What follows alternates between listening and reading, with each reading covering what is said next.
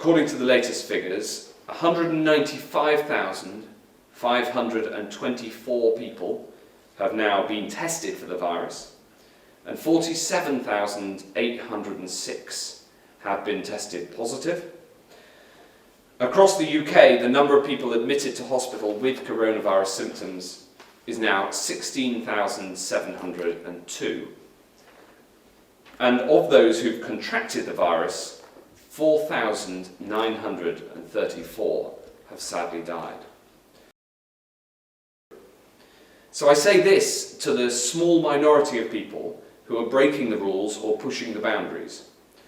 You're risking your own life and the lives of others, and you're making it harder for us all.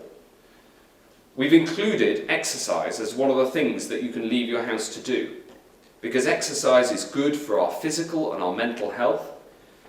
But please do not bend or break this rule. We can't rule out further steps, but I don't want anyone to think that any changes to the social distancing rules are imminent, because the vast majority are following the rules. We have adequate supplies of the oxygen that's needed in hospitals. We need to, of course, make sure that each hospital has that available.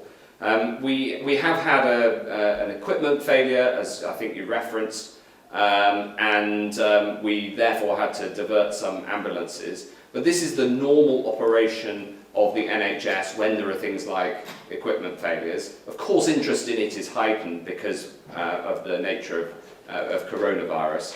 But the quantity of oxygen and supply of oxygen is something that we've been working very hard on, and we have a very high degree of confidence in the supply of oxygen.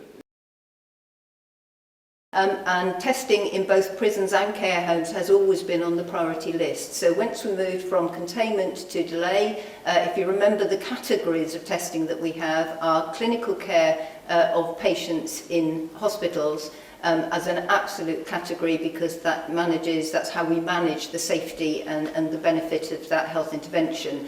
But what we then do is test in care homes and